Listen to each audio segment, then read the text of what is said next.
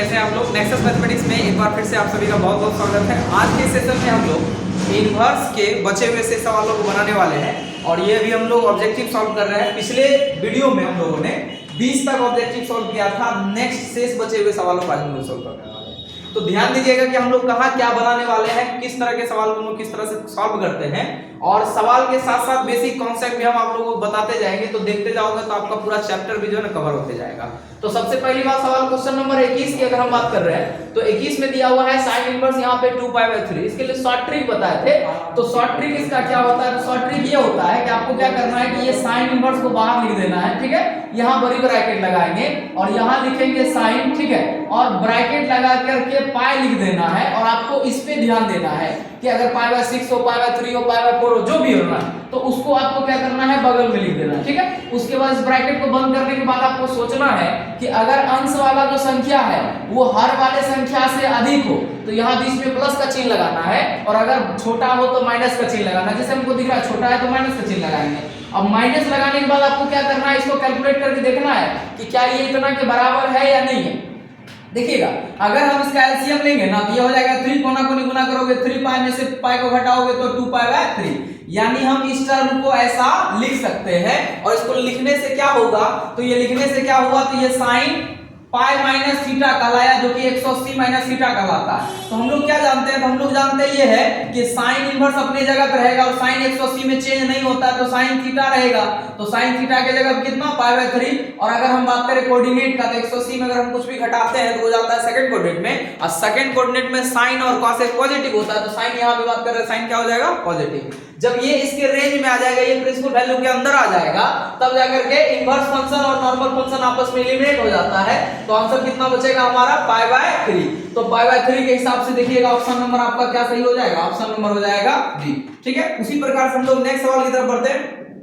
ध्यान दीजिएगा question number अगर हम 22 की बात कर रहे हैं, क्वेश्चन नंबर 22 में tan इनवर्स ये दिया हुआ है प्लस tan इनवर्स दिया है। तो दोनों tan इनवर्स में है तो पहली बात ये करना है कि इस माइनस को आपको क्या करना है, हटाना पड़ेगा। तो माइनस को हटाएंगे, कॉट जो है वो सेकंड सेट का फार्मूला, दो सेट फार्मूला करके बताया। दो सेट में सबसे फर्स्ट सेट में क्या होता है कि माइनस जो है ना वो डायरेक्ट बाहर आता है और सेकंड सेट में जो है वो माइनस क्या होता है, पाई माइनस करके लगता है, ये पाई माइनस करके फार्मूला लगता है। तो अब यहाँ फर्स्ट सेट में कौन कौन आएगा, तो साइन आता है, कॉस साइन आता है, टेन आता है और कॉसेक आता है। सेकंड सेट में आपका सेक, कॉस और कॉट। तो कॉट क्या हो गया, सेकंड सेट का फार्मूला हो गया। तो सेकंड सेट का फार्मूला है तो इसका माइनस बाहर लाने के लिए आपको क्या करना पड़ेगा, पाई माइनस फार्मूला लगाना पड़ेगा। तो ये tan इनवर्स थोड़ा देर के लिए रहने दीजिए, ये माइनस को हटाएंगे, बड़ी यहाँ ब्रैकेट लगाना है क्योंकि माइनस हटेगा तो चिन्ह बदलने का डर होता है। तो यहाँ क्या करेंगे, हम लगाएंगे पाई, अब माइनस इसका बाहर निकल गया, ये हो जाएगा क्या, cot इनवर्स यहाँ से √3, ठीक है। अब बराबर में ये जो भी है तो यहाँ देखिएगा ब्रैकेट को पहले हटाएंगे तो ये क्या कहलाएगा, ये कहलाएगा आपका tan इनवर्स √3, ये माइनस हो जाएगा पाई, ये माइनस माइनस क्या हो जाएगा प्लस, ये हो जाएगा आपका क्या, cot इनवर्स √3। तो एक्चुअल में इन दोनों को अगर साथ देखेंगे ना तो ये एंगल का मान भी हो सकता है, लेकिन हम जानते हैं कि tan inverse x plus cot inverse x जो होता है वो क्या होता है, π/2 के बराबर होता है। तो π/2 के बराबर होता है तो दैट मींस ये दोनों मिला करके कितना हो गया, π/2 हो गया और ये माइनस में कितना है, पाई है। तो एलसीएम लोगे तो ये हो जाएगा 2, यहां से हो जाएगा पाई, अब दोनों को नहीं गुना करोगे तो यहां पे कितना हो जाएगा 2 × पाई। यहां से घटाइएगा तो आपको क्या क्या मिलेगा, यहां से माइनस में मिलेगा कितना, π/2। आंसर क्या हो जाएगा, माइनस में π/2। तो माइनस में π/2 को आपको ढूंढ लेना, माइनस में π/2 ध्यान दीजिएगा कितना आएगा, माइनस में π/2। तो ऑप्शन नंबर क्या हो जाएगा आपका डी, ऑप्शन नंबर क्या हो जाएगा डी। ये वाला जो फार्मूला बताया ना इसका 3 सेट फार्मूला होता है। एक होता है sin inverse x plus cos inverse x अगर हो तो वो भी π/2 के बराबर होता है। दूसरा क्या होता है, तो tan inverse x plus cot inverse अगर x होगा वो भी π/2 के बराबर होता है। और तीसरा होता है sec और cosec को लेकर, तो sec inverse x plus cosec inverse x अगर होता है तो वो भी क्या होगा, π/2 के बराबर होता है। ये तीनों टर्म π/2 के बराबर होता है जिसका हम लोग इस्तेमाल किए। तो क्वेश्चन नंबर अगर हम 23 की बात कर रहे हैं तो 23 में क्या है, सिर्फ ऑब्जेक्टिव है, इसमें क्या करना है, सिर्फ एंगल का मान बताना है। तो हम लोग 10वां से रटते आ रहे हैं, √3/2 sin में √3/2 कब होता है, तो 60 डिग्री को होता है। और 60 डिग्री को रेडियन में हम लोग क्या कहते हैं, रेडियन में हम लोग कहते हैं π/3। तो ऑप्शन नंबर क्या हो जाएगा आपका डी। ठीक है। नेक्स्ट सवाल अगर बात कर रहे हैं हम क्वेश्चन नंबर 24 का, तो क्वेश्चन नंबर 24 जो है ना वो फॉर्मूला है कि साइन इनवर्स x जो है वो किसके बराबर है। तो आपको समझ लेना ये कि अगर इसके बटे में कुछ नहीं है तो क्या है 1 है, और साइन का फॉर्मूला लंब बटे होता है कर्व। अगर हम इसको पलटेंगे ना तो साइन किस में बदल जाएगा, कॉसेक में। साइन का अपोजिट क्या होता है, कॉसेक होता है। तो 1/cosec फॉर्मूला ढूंढ लीजिएगा, ये रहा ऑप्शन नंबर सी में। cosec इनवर्स 1/x जो होगा ना वो sin इनवर्स x के बराबर होता है, और sin इनवर्स x जो है वो cosec इनवर्स 1/x के बराबर होता है। ठीक है, उसी प्रकार से हम लोग आगे बढ़ते हैं, ध्यान दीजिएगा। क्वेश्चन नंबर यहां से हम लोग शुरू कर रहे हैं 23 नंबर से। देखिएगा ये हो गया 23 नंबर से सवाल है। 23 नंबर में हमको क्या करा, ये हो गया एंगल का मान बताने वाला, ये हमारा 24। अब यहां से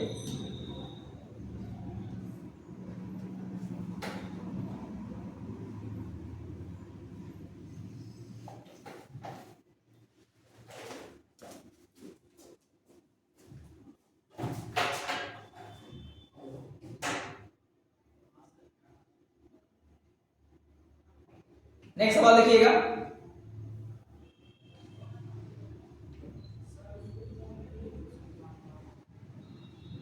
ठीक है, यहां देखिएगा 25 नंबर सवाल में अभी जस्ट बताया कि एक फॉर्मूला होता है sec inverse x plus cosec inverse π/2 होता है।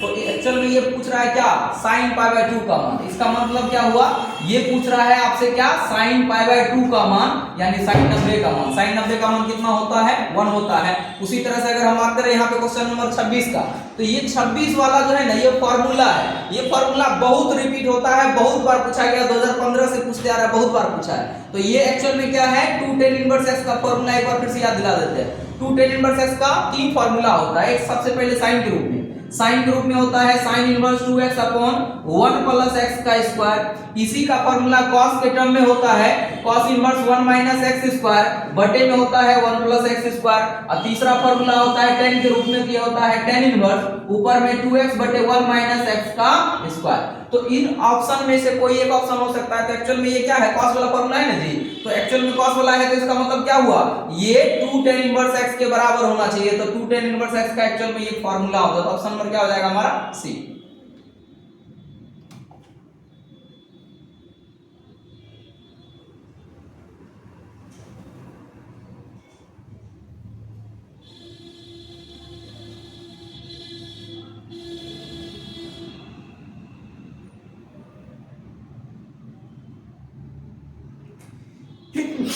नेक्स्ट देखिएगा, यहां से हमको क्या कर रहा है, मुख्य मान निकालना, प्रिंसिपल वैल्यू निकालना है। तो ये सवाल अभी जस्ट हम लोग बनाए, ये जस्ट बनाए हैं। इसको हम क्या लिखे थे, इसको हम लोग लिखे थे यहाँ पे, इसको हम सजाए थे पाई माइनस π/3 के रूप में, और ये एंगल आया था साइन के रूप में। तो साइन 180 में चेंज नहीं होता है, तो क्या हो जाता है साइन थीटा। साइन थीटा का मतलब कितना, π/3। Inverse function normal function cut गया था, तो आंसर कितना बचा था, π/3। तो इस हिसाब से ऑप्शन आपका कौन सा हो जाएगा, ऑप्शन नंबर बी, π/3। नेक्स्ट सवाल उसी में बात करो, क्वेश्चन नंबर 28 में ध्यान दीजिएगा। यहां दिया हुआ है cos में 1/2 है, और यहां दिया है sin में 1/2 है। तो cos में 1/2 होता है 60 डिग्री का, और sin में 1/2 होता है 30 डिग्री का। तो ये देखिए इनवर्स फंक्शन नॉर्मल फंक्शन तो आपको कटना ही है, एक्चुअल में इसका एंगल का मान बताना है। तो इसके एंगल के लिए क्या कहेंगे, 60 डिग्री। 60 का मतलब कितना, π/3 प्लस में ये 2 अपने जगह पर रहेगा, साइन वाला की बात कर रहे हैं। और साइन में यही बात कितना होता है, 30 डिग्री में। 30 डिग्री को हम लोग रेडियन में लिखते हैं π/6। इसको अगर कटा दीजिएगा 3 बार में, 2 को π/3 है ना जी, तो दोनों आपस में जुड़ करके क्या हो जाएगा, 2π/3। तो ऑप्शन नंबर क्या हो जाएगा, सी, 2π/3 हो जाएगा हमारा आंसर। ठीक है, उसी हिसाब से क्वेश्चन नंबर अगर 29 की बात कर रहे हैं, तो साइन दिया है, यहाँ पे दिया हुआ है कॉट। अब देखिएगा, हम जानते हैं कि इनवर्स फंक्शन नॉर्मल फंक्शन आपस में कटता है, लेकिन सेम रहेगा तब। अब ये सेम नहीं है, लेकिन कटाना तो है, तो कैसे कटाएंगे, तो इसको लंब कर्णाधार, जो 10वां में हम लोग सवाल बनाते थे, 10वां में लंब कर्णाधार वाला सवाल बनाते थे ना। देखिए लंब कर्णाधार वाला पेपर थोड़ा सा बढ़िया समझा देते हैं। ये क्या है, साइन और कॉट है ना, तो हम इसको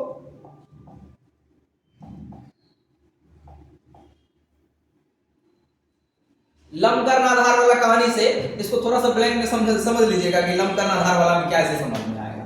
तो ये दिया हुआ था यहाँ पे क्या, साइन है, और एंगल में क्या हुआ था, यहाँ पे cot इनवर्स x है। हम क्या बोले कि सेम फंक्शन में कटेगा, अदरवाइज नहीं कटेगा। तो नहीं कटेगा तो हम लोग कैसे कटाएंगे, ध्यान दीजिएगा कैसे कटाएंगे। तो हम इसमें थोड़ा सा ध्यान दीजिएगा। हम जानते हैं कि किसी भी संख्या के बटे में 1 छिपा रहता है, किसी भी संख्या के बटे में 1 छिपा रहता है। तो 10वां में हम लोग क्या पढ़े थे, तो cot का फॉर्मूला जो होता है ना, वो क्या होता है, आधार बटे में क्या होता है, लंब होता है। लेकिन अगर हम इसको साइन में कन्वर्ट करना चाहते हैं, tan का सबसे एक बेस्ट फॉर्मूला, बेस्ट सवाल जो था, पॉपुलर सवाल था कि sin थीटा का मान अगर 3/5 दिया है तो अन्य सभी त्रिकोणमितीय फलनों का मान ज्ञात कीजिए। कैसे निकालते हैं? लंब करना आधार वाला कहानी से, तो वही सवाल के आधार पर ये वाला सवाल सॉल्व करेंगे। देखिए मुजमानी सॉल्व करते हैं, तो ये लिख दिए हम यहाँ पे क्या, sin लिख दिए, और इस कॉट को हम लिख दिए sin के रूप में, sin इनवर्स। अब देखिए sin का फॉर्मूला होता है लंब बटे कर्ण, तो लंब का मान कितना दिया हुआ है? 1 दिया हुआ है। अब कर्ण कैसे निकालते हैं? तो अंडर रूट में क्या होता है, लंब का स्क्वायर प्लस में आधार का स्क्वायर, आधार कितना है? x का स्क्वायर है। अब जब दोनों फंक्शन सेम हो जाएगा तो इनवर्स फंक्शन नॉर्मल फंक्शन को घटा दीजिएगा, तो आंसर कितना हो जाएगा? अंडर रूट में 1 का स्क्वायर 1 प्लस में क्या हो जाएगा? x का स्क्वायर। तो ऑप्शन में ये आपको ढूंढ लेना है, ठीक है। यहां देखिएगा,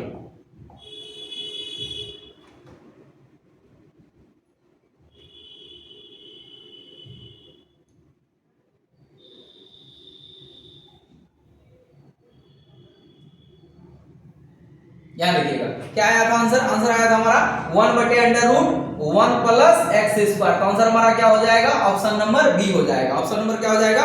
बी हो जाएगा। यहां देखिएगा, फिर नेक्स्ट सवाल की बात करें, क्वेश्चन नंबर हम 30 बात कर रहे हैं। तो साइन दिया हुआ है इतना, अब प्लस में साइन इनवर्स में दिया हुआ है इतना, इसको हमको प्रूव करना है। अगर इतना है तो a का मान पता करना, ध्यान दीजिएगा। एक्चुअल में ये क्या है? 2 tan इनवर्स x का फॉर्मूला। अभी जस्ट बताइए, ये बहुत बार रिपीट होगा, बहुत बार पूछा जाता है। ये 2 tan इनवर्स x का फॉर्मूला, ये भी 2 tan इनवर्स x का ही फॉर्मूला है, बशर्ते x के जगह पे क्या रखा गया है? y रखा गया है। तो अगर x के जगह y रखा गया तो एक्चुअल में ये क्या हो गया? इसको हम फर्स्ट वाले को क्या कह दिए? 2 tan इनवर्स x प्लस लगा दिए बीच में। ये भी फॉर्मूला 2 tan इनवर्स x का ही है, बस x के जगह पे क्या लिख दिया? y। अब बराबर में क्या दिया था? 2 tan इनवर्स अल्फा दिया हुआ था, अल्फा अपने जगह पे। देखो दो को अगर हम कॉमन कर लेते हैं तो हमारे पास क्या बचेगा? तो बचेगा tan इनवर्स x, अब प्लस में क्या बचेगा? tan इनवर्स y, अब बराबर में क्या बचेगा? 2 tan इनवर्स अल्फा। देखिए 2 से 2 को हम घटा सकते हैं, और tan inverse x plus tan inverse y का फार्मूला होता है, क्या होता है फार्मूला? तो फार्मूला होता है tan इनवर्स, ऊपर में होता है x प्लस y अपॉन में 1 माइनस x इनटू y होता है, इक्वल टू में ये tan इनवर्स अल्फा अपने जगह पर रहेगा।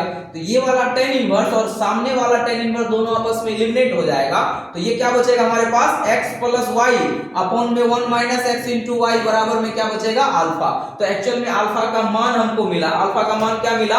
तो x प्लस y, ध्यान दीजिएगा, x प्लस y अपॉन में क्या? 1 माइनस x इनटू y। तो एक्चुअल में अगर ऑप्शन में देखिएगा तो इस हिसाब से कोई ऑप्शन है ही नहीं। ऑप्शन में पहला जो दिया है वो x माइनस y करके दिया है, ये प्लस का फॉर्मूला है तो प्लस पे ही बनेगा, माइनस पे नहीं बनेगा। ये इसके हिसाब से आंसर है ही नहीं, ये भी इसका आंसर नहीं है। तो आंसर क्या हो जाएगा? इनमें से कोई नहीं, क्योंकि यहाँ पे उसका उस हिसाब से आंसर है ही नहीं कि अल्फा का मान पता करना था। तो अल्फा का मान क्या हो जाएगा? x plus y upon 1 minus x into y।